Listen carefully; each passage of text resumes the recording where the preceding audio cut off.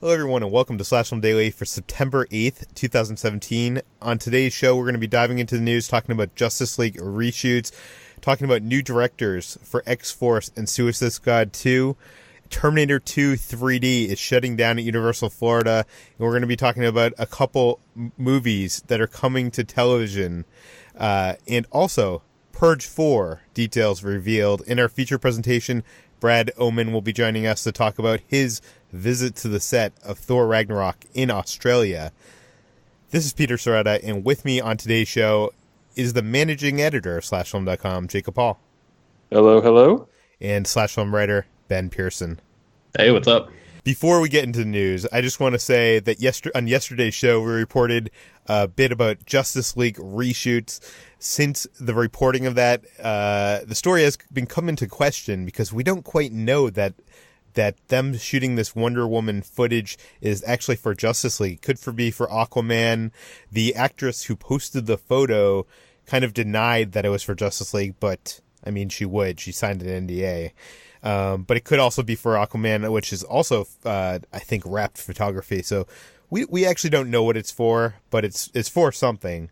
You can read the update on slashfilm.com. But let's get into the news. Some breaking news has just hit. Drew Goddard is going to write and direct the X-Force movie for 20th Century Fox. Ben, what do we know? Yeah, so this news just broke as we're recording this. This is really interesting because Drew Goddard is the guy who co-wrote and directed The Cabin in the Woods, which is a movie that I really, really love. I would highly recommend checking that out if you haven't seen it yet. But Fox has been looking to find a director for an X-Force movie for a little while now. This has been sort of a priority for the studio for a bit. And yeah, now Drew Goddard is going to be writing and directing the movie. At one point, what is X-Force? Because a lot of people out there might not know what X-Force is. Yeah, X-Force is like the team up. It's like basically the X-Men equivalent of Suicide Squad. It's like a Black Ops dark mirror version of the X-Men, as Jacob described it to me earlier. Basically, they do hardcore missions that the regular X-Men wouldn't really do. The team has sort of a rotating roster over the years, but the movie is expected to include the return of Ryan Reynolds as Deadpool, Josh Brolin as Cable, and Zazie Beetz as Domino, at least. Maybe more people than that. Probably more people than that. But yeah, that's the concept. It's essentially their sort of team-up movie of a lot of these characters that will be appearing in Deadpool 2, and it could serve as potentially, more crossover maybe between like New Mutants and some of the other X-Men related projects that Fox has coming down the pike. Now, Drew is the director of Cabin in the Woods, which you mentioned, Cloverfield.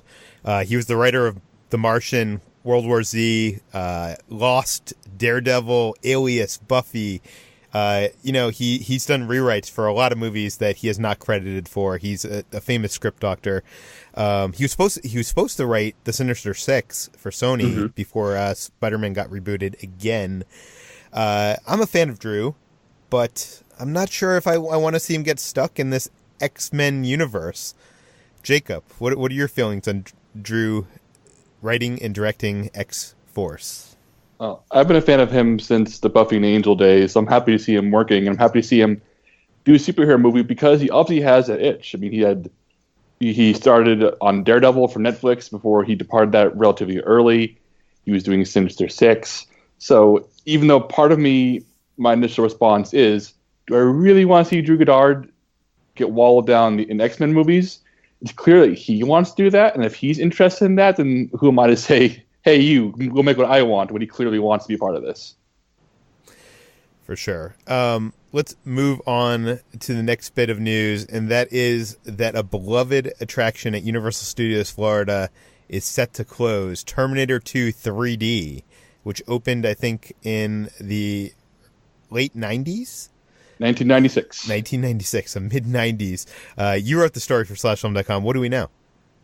We know that Terminator 2 3D, or T2 3D Battle Across Time, as it's actually technically known on the sign outside the ride, is closing It actually makes it a little bit more confusing that Terminator 2 was just released in 3D. Yes, it's really confusing now, for sure. But this is the ride, the attraction. It's been in Universal Studios Florida since 1996, and it is closing its doors forever on October 8th, 2017, a month from tomorrow, to make room for new unspecified attraction. And this ride is unique for in a lot of what reasons.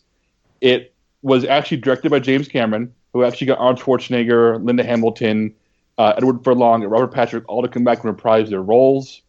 It finds James Cameron doing 3D for the first time, which, as we all know, he's now made his life's work, more or less. And it's this sort of weird semi-sequel, for those of you who haven't done the attraction, where you're in the rebuilt Cyberdyne headquarters, and things go wrong as you'd expect, and there's this 3D movie with stunt actors live on stage, moving between the screen and reality. And so, at the time, was a really cool thing, and it has been starting to show its age recently. And as I write in this article, Universal is not nostalgic or sentimental, unlike Disney, who's all about their legacy. Universal is all about what's new, what's hot, how can we advance and change as fast as possible. So I understand why they're changing this. It bums me out because I love this ride. But at the same time, the last 3 Terminator movies have shown that audiences aren't really interested in these characters anymore. And Universal clearly has something that they want to put in this space because they have a new attraction being planned for 2019. Yeah, and we don't know what that is. I've always loved this attraction. They closed it a few years ago in Hollywood. The thing I loved about it is the interplay with the live action stunts and animatronics with the 3D movie. Like at one point, I think Arnold, who's on screen, drives his motorcycle into a time tunnel or a time portal and comes through the screen. Which was very cool. I think you embedded the video on the slashfilm.com article. So if you haven't seen this attraction and don't plan on going there in the next month, I would say watch the video. One thing I do want to mention as well is that the one thing they do say in their press release is that the new attraction will be an all-new live-action experience based on a high-energy Universal franchise. And I have no idea what that is for a live action show in this space that's already being made into it's also a Universal property, clearly. Fast and Furious is already getting a ride across the park. Despicable Me, Minion Mayhem, which replaced Terminator in Hollywood, is already exists in a different location in this park. So I'm actually putting my money on it being a Secret Life of Pets show of some kind, since that's the rumor mill has been churning about Universal wanting a ride based on that movie. Yeah, no, I've heard about a dark ride for that. I'm assuming that Hollywood is getting this DreamWorks theater that they're building right now, which is kind of like this, almost like a 3D live stage show thing. And I'm betting it's going to be that, but I haven't heard any rumors for what it's going to be. I did want to talk really briefly about, you mentioned the difference between Disney and Universal ride replacement. It's funny, you go to Disneyland and almost all the classic rides are still there, but you go to Universal Florida and I think only one of the opening day rides remain. And do you think this is just, I know you go into this in your article, but do you think this is just a difference in philosophy, or do you think it's because, Universal goes for these like 3D screen kind of ride experiences and that those don't hold up as much as like animatronic dark rides? I think it's really just an idea of how the companies view themselves. I think Disney has always been a company that's always been looking backward with the question of what would Walt do, is something you hear Imagineers who've never met the man ask. And you always hear stories of theme park engineers and designers like picking the brains of the guys who were there and being very, very concerned about upholding this very specific legacy. Whereas Universal is a much younger theme park company, and they've always been built on what's hot, what's new, what's fresh, how you blow people away. And they've always also catered to a slightly older crowd, and in older crowds you're going to want exciting, visceral things. So I think it's just a fundamental philosophy thing. I just want to relay one fun fact that has nothing to do with the Florida attraction, but the Hollywood attraction. For many years, the woman who played Sarah Connor is this actress named Danielle Rain, who starred in Dan Trachtenberg's short film Portal No Escape. So if you've ever seen that short film, she played Sarah Connor in the Hollywood version of the attraction. But let's move on to other news. Let's move on to television news. There's a lot of movies being adapted for the small screen. Ben, tell us about it. Yeah, so one of them is a project from Netflix, and Ryan Murphy, the producer of American Crime Story and all of these shows that you've seen on FX, American Horror Story, all these things. He is working on, and this is not a joke, he's working on a project called Ratchet, which is a Nurse Ratchet origin story, the character from One Flew Over the Cuckoo's Nest. Deadline says that Ratchet is an origin story beginning in 1947, which will follow Ratchet's journey and evolution from nurse to full-fledged monster. The series will track her murderous progression through the mental health care system. Sarah Paulson, who is a frequent collaborator of Ryan Murphy's, is going to be playing the young Nurse Ratchet.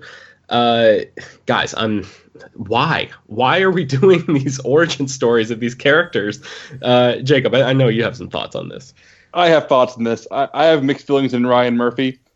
Ryan Murphy loves pop culture. I'm not so sure he always understands it. Like, I know he loves horror movies, but American Horror Story, from what I've seen, I've only seen a handful of episodes, is a guy who clearly likes horror, but feels the need to subvert it in ways that he thinks have been subverted before when they have. I feel like he's a big fan, which is great sometimes. That's what a producer needs to be, is a big fan to support the right people.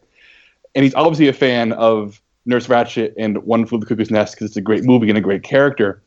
But do we really need to see at least 18 episodes of the origin story for a character who is more of a metaphor for an uncaring healthcare system than she is a full-fledged character? Right. It is Ryan Murphy masturbatory pop culture nonsense, and I like that sometimes, but here it feels like a little too much. Yeah, and this isn't something that he just like sort of came up with like from the seat of his pants. He spent a year working on like acquiring the rights to this character from the Saul Zanuck estate and producer Michael Douglas, who produced the original movie in the 60s. So he's been working and thinking about this for a long time, and it's just one of those things where it just completely demystifies the character, and I don't know that there's enough there to really sink your teeth into to enhance One Flew Over the Cuckoo's Nest in any way, or to make any sort of relevant statement about society, because that's another thing that Murphy loves to do, right? It's like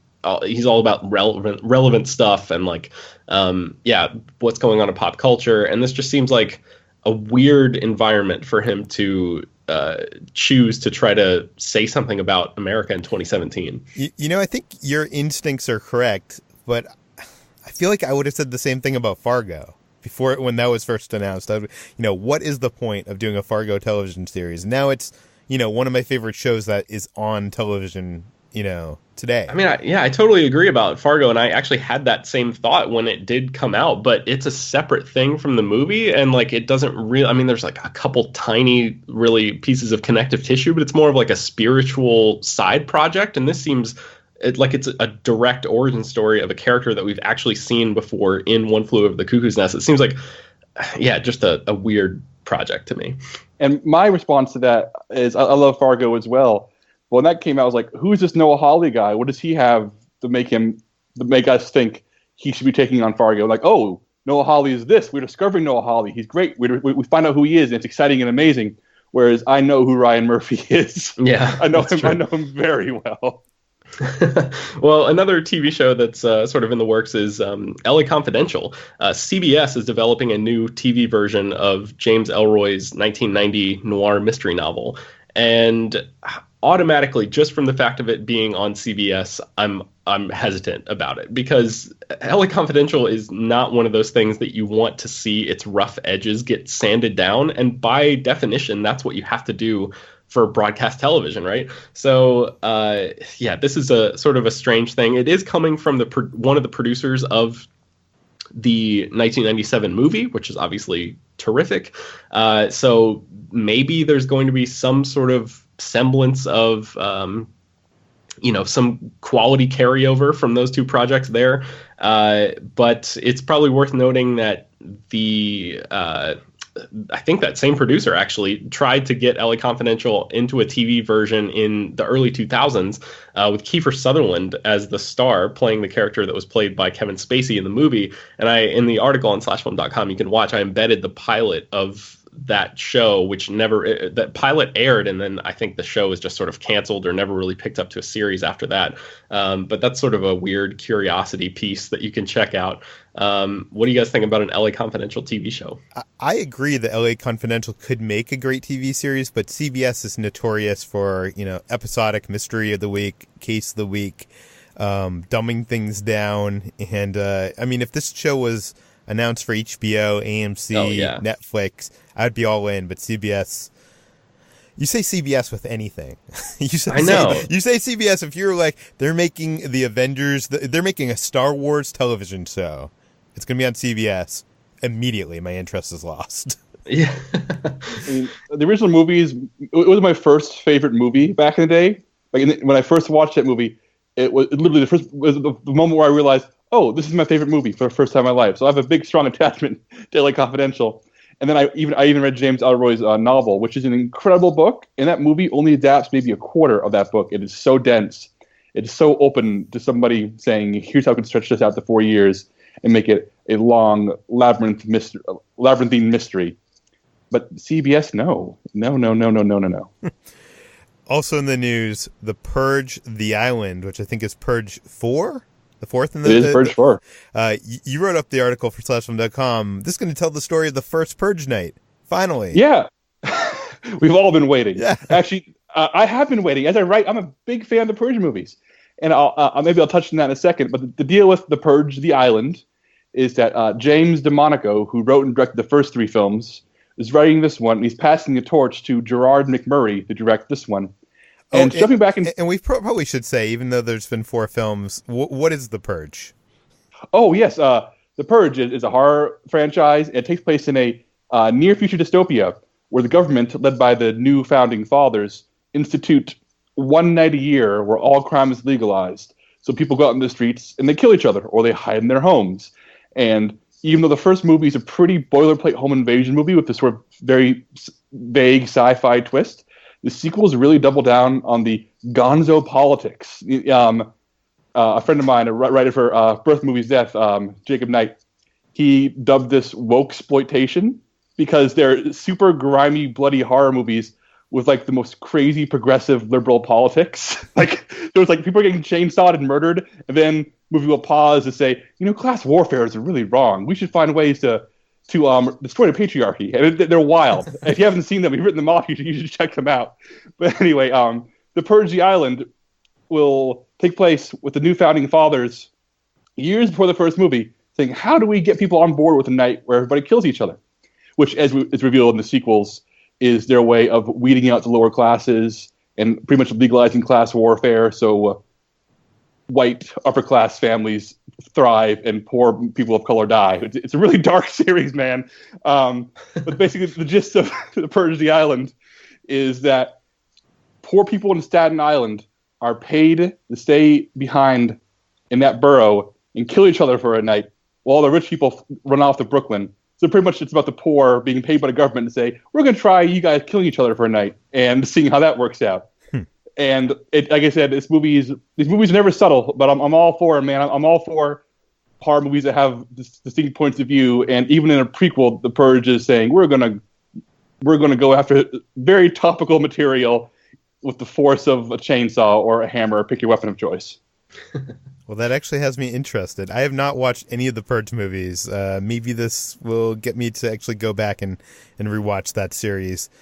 But moving on, a story that hit after we published the podcast yesterday, Suicide Squad 2, they announced a new director for the series. Ben, you wrote it up for the site. What do we know? Yes, Gavin O'Connor, the guy who directed The Accountant, Miracle, and Pride and Glory, is going to be directing Suicide Squad 2. Warner Brothers had been looking at Mel Gibson at one point to direct, and then Wam Colette-Serra, the director of The Shallows, was very close to signing on before he eventually jumped ship and went over to Disney to direct Jungle Cruise with Dwayne Johnson. So that left Warner Brothers without a director again. Suicide Squad 2 has been one of their big priorities since the first movie did so well theatrically, if not very well creatively, but it made a lot of money for them. So they've been looking to get the gang back together and get that going. Gavin O'Connor, I think, is an interesting choice. If you have not seen his 2011 movie Warrior, it is underseen, but super, super great. It is why his name was on all of these director shortlists for a few years after that movie came out. It stars Tom Hardy and Joel Edgerton and Nick Nolte. It's really, really good. Please go see it. So yeah, I'm just glad that they're giving Gavin O'Connor enough time to work on this, because I think Suicide Squad 2 is supposed to film sometime in 2018. So he at least has a few months to write the script, which is more than David Ayer had for the first movie, because I think the word was that he wrote that script in 6 weeks, and all of the production troubles that film had, it felt like he wrote that movie in 6 weeks and then it was cut to bits in the editing room. So hopefully this is enough time, enough lead time for O'Connor to have enough, give himself a fighting chance to make a good movie. I don't mind the idea of Suicide Squad. I would just like to see a coherent story being told with these characters in it. And that's not what we got the first time around. But I like him as a director. I haven't really seen him do much lately. He directed Jane Got a Gun, that troubled Western with Natalie Portman. And I never ended up seeing that because that movie basically just sort of got dumped into theaters quietly and nobody really made a peep out of that one. So I'm looking forward to seeing if this is what sort of launches Gavin O'Connor back up into the stratosphere. He also directed The Accountant, which I like, despite being like one of the strangest, most absurd premises ever, which is having, this accountant with like almost super math abilities, and I don't know, that he's almost like a superhero, and starring Ben Affleck.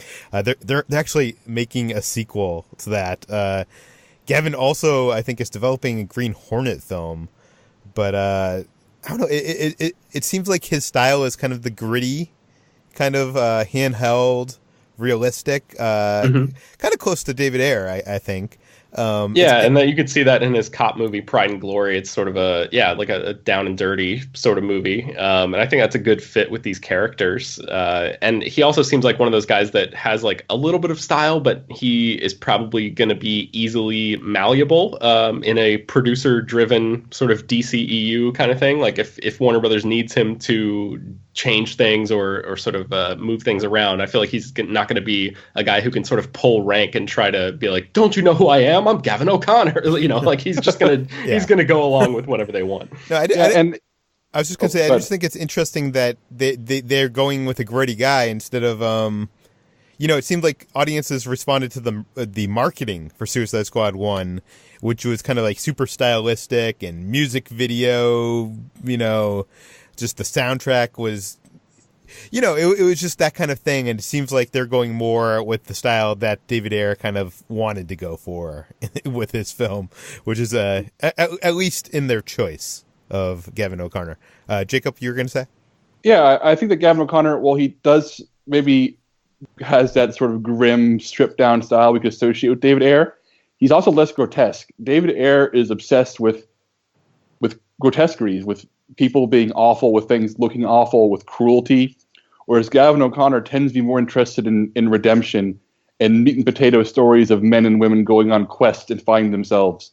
And so even though maybe they have some similar movies, I feel like he's more fit to make a superhero movie than David Ayer is. Yeah, and he's also made some more hopeful movies. He made Miracle, guys. I think we forget that, but he made Miracle. That does it for the news. You can find more of Jacob's work on slashfilm.com and Twitter at Jacob S. Hall. You can find Ben at Ben Pierce on Twitter and also, of course, slashfilm.com. And now for our feature presentation, I have with me Brad Oman. How's it going, Brad? Not too bad. How about you? It's going well. Almost a year ago, you went to Australia to visit the set of Thor Ragnarok. And finally, the embargo has broken. You get to actually write about it on the site. Everybody can go to slashfilm.com and read a bunch of different articles that you have written about the experience. But you're here on the podcast today to tell us a little bit about it. So how was it? Yeah, I mean, first of all, going to Australia is crazy in itself because it's like a 14-hour flight. And so it's kind of cool because you really do feel like you're traveling to another world in a way. And so since you're going to, the set of Thor Ragnarok, that's really what you're doing. And you get to be in multiple fantastical places. So, we Where were they shooting this film? Because I've gone to a lot of Marvel set visits, but usually they're shooting like on the Pinewood lot, or does Australia have a big studio? Yeah, they do. They have a studio that's down there that actually is also called Pinewood, I believe. Yeah, they have they have cornered the market on movie studios worldwide. Yeah, funnily enough, it's right next to an amusement park, which was kind of interesting. But yeah, so they have their own studio there. Like that's actually where Aquaman was going to shoot this year, and so they have their own studio equipped to handle these blockbuster movies. And Thor Ragnarok had taken over a lot of the area there, and so they had the set for Asgard that was still up, and they also had sets for Sakaar, which is the new planet that Thor ends up on, where he is forced to fight Gladiator Hulk. And then the scene that we got to see filmed the most takes place on this stone arch bridge on Asgard. I won't get into what it entails because we were told that this scene is actually like extremely climactic stuff, as in stuff that happens in the last 10 to 15 minutes of the movie. So there's a lot of spoilers there, and there's actually some things that we were told that not to even talk about that we saw. Even before the set visit began, we were told by the unit publicist that Kevin Feige was actually kind of nervous with the stuff that we were going to see being shot that day because of how spoilery it was. They didn't even give us headphones to listen to the dialogue that was being said, and we were far enough away that we couldn't hear what was being said, despite the fact that we could actually see them shooting on set. But we did. Did you get a tour of the story room? Because usually on a Marvel set visit, they bring you to this thing that they call the boardroom sometimes, and it's basically where they have meetings on set, and it's filled wall to wall with concept art. And I'm assuming when press is on set, they have strategically removed some of the concept art to not spoil certain twists and turns. But it's usually an amazing, and sometimes models too. Did you get to go to the boardroom? Yeah, we did. That was actually where some of the most interesting details came from. I'm not sure how careful they were with getting rid of certain spoilery details, because there were some things that were up on the wall that raised some interesting questions, and provided some details that could be considered spoilery. The interesting thing, though, is like when you're dealing with concept art, sometimes the concept art pieces aren't necessarily indicative of stuff that you'll actually see in the movie. It's just stuff that either creates a vibe for the movie or scenes that they thought might happen but aren't anymore.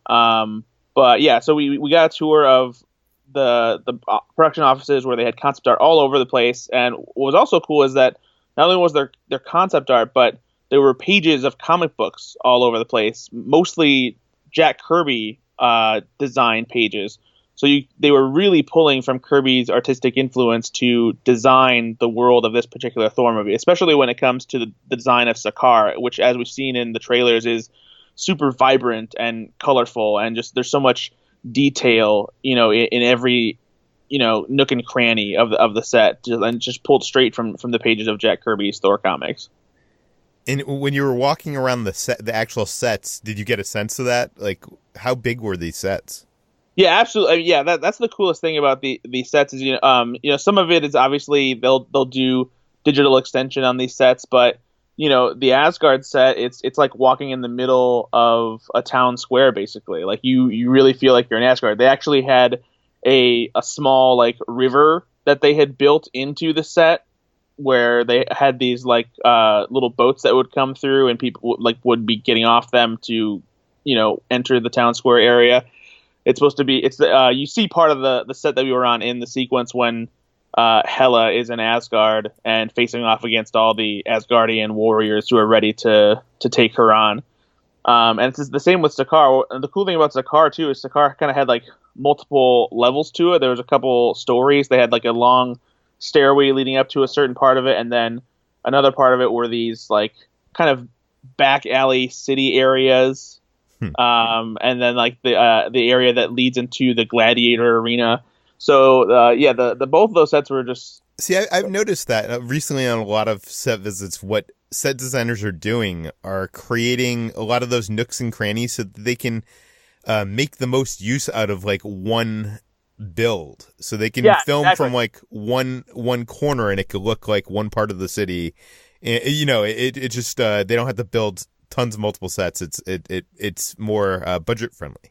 Yeah, exactly. They move, different pieces around so that it looks a little bit different, and that depending on the camera angle, you're not seeing certain parts of the set that you would have already seen in other sequences that take place in the exact same spot. So they're very efficient when it comes to building sets that they can function for multiple uses. Okay, before we get into some of the details that you learned, which I know some people might want to turn this off because they don't want to know anything. But I assure you that Marvel's probably not going to let you talk spoilers. But before we get to that, I just want to know, what was your general impression talking to? Did you talk to Taika Waititi and I'm sure Chris Hemsworth? We did, yeah. Well, the coolest thing about that visit, and this is something that doesn't normally happen, is the day before we were on set, we actually went out to dinner with Taika Waititi and producer Brad Winderbaum. And we were at dinner for a few hours, and we were just talking to Taika, not just about the movie, but just, about things in general. Because I was most fascinated to talk to him just because he has a long career in stand-up and improv. And so that was just like the comedy nerd in me just loved sitting and talking to him. So that was cool in itself, but yeah, it was obviously we interviewed Taika on set in between. Yeah, the worst thing about set visits is usually the director is the most busy, because when an actor is not acting, he's like, in his trailer, getting ready for but director is always busy. So yeah, on a exactly. set, you're lucky if you even get 5 minutes with the director. So you were lucky to get a few hours. Yeah, we had to get talk with him at dinner, and then we got him for about 15 minutes on the record for the discussion on set. We talked to Chris Hemsworth for an extended period of time too. I want to say 20-some minutes. Tessa Thompson, Tom Hiddleston, and Kate Blanchett as well. Oh, we're not allowed to run the Kate Blanchett interview just yet. They're holding that back. I'm not entirely sure what the reasoning is behind it, but we'll run that as soon as we're allowed to. I think they're trying to keep her character a bit of a mystery, even though I think we've kind of figured it out. But what are your general impressions from all those interviews and what you saw? Yeah, being on this set, it was immediately clear that this was a Thor movie that was completely different from what had come before in the franchise. It has a unique style all its own. Not only is it more cosmic along the lines of Guardians of the Galaxy, but it's drawing from different comic books that give it a much more refreshing feel. Like I said, the Jack Kirby aesthetic is prominent throughout the entire movie, and it gives this whole new, bright, colorful, cosmic adventure vibe to it.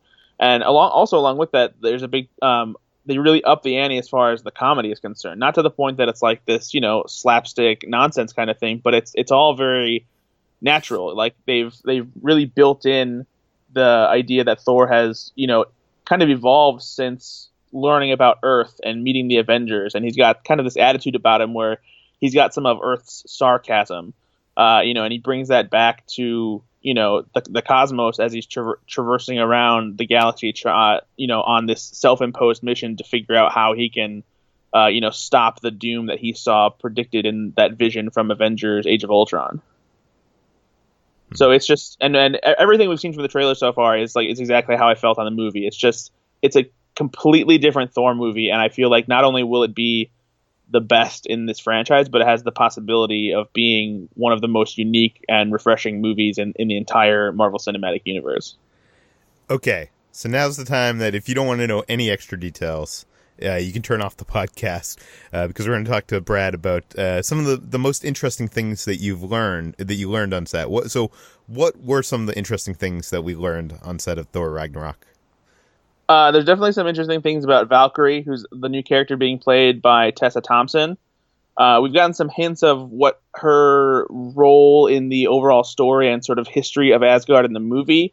And basically, Tessa Thompson described her as this expatriate who has been banished from Asgard. She wouldn't necessarily get into specifics why, but since the sequence that we've seen in the trailers involving Valkyrie riding on a Pegasus with an army of other female warriors behind her, facing Hela, that's a flashback sequence. And so that indicates to us that at some point Valkyrie and the rest of those warriors were tasked with defeating Hela, stopping her from doing something, but it seems like they failed, since in shots from that same sequence we've seen Valkyrie and all those warriors falling out of the sky with their horses surrounding them.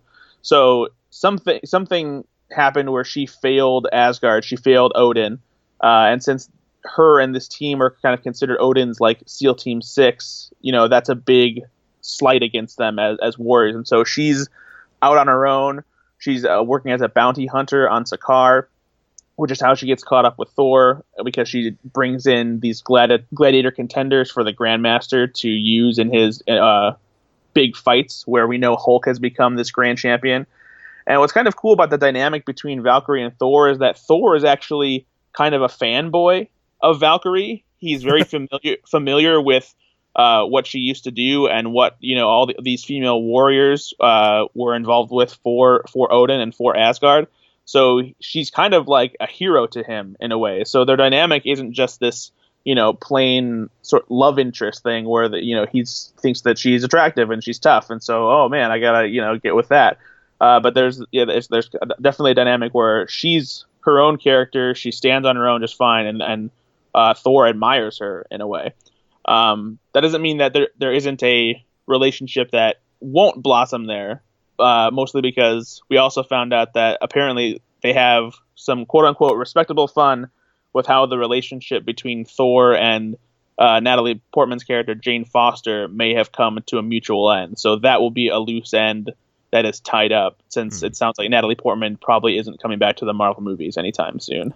And what did you find out about the Hulk? How did he arrive on Sakaar? Do we know? So you might remember a while back there were rumors that there was going to be a solo Planet Hulk movie, and that Hulk, after he flies the Quinjet off at the end of Avengers: Age of Ultron, he was somehow going to end up in space, and that would kick off the entire Planet Hulk story. That's actually kind of true, except we're not getting a solo Planet Hulk movie. We're just getting elements of Planet Hulk combined into this new Thor sequel. And so it sounds like what happened is that the Quinjet ended up in space, and the Quinjet got sucked into one of the many wormholes that leads to Sakaar, because Sakaar is this basically trash heap of a planet where all these wormholes from around the galaxy throw junk around. Like it's the entire planet is almost like composed of space garbage. And so the Quinjet got sucked into this wormhole. Hulk ended up there, and now, as we learned at Comic-Con, he's been Hulk for 2 years on Sakaar, and he's become this huge gladiator champion. The Grandmaster and nobody else on Sakaar knows that Hulk has an alter ego that is Bruce Banner, because he's just been the big guy this entire time. That is funny. What do we know about the connections between Guardians of the Galaxy and this movie? Because obviously you share some lineage with Jeff Goldblum's character. Yeah, so the Grandmaster has been confirmed elsewhere to be not only the brother of the Collector, but he's also a Celestial, just like Star-Lord's father, Ego, played by Kurt Russell in Guardians of the Galaxy Volume 2. So the Grandmaster, there was an interesting piece of concept art that we saw in the production offices that showed the Grandmaster meeting with a character from Guardians of the Galaxy. And that character is the Broker, which is the kind of prickly-looking fella that Star-Lord was trying to sell the orb to in the first Guardians of the Galaxy after he had illegally obtained it. It's the same guy who was scared as soon as he mentioned that Ronan was the one who was trying to get the orb while he was also in pursuit of it. They were meeting kind of in this very colorful, psychedelic kind of jungle setting, and there was no really clear indication as to why they were meeting. But taking that into account with another little tidbit that I noticed in the production office was there was a prop list that we saw, and one of the props listed on that list was something called a Xandarian cube.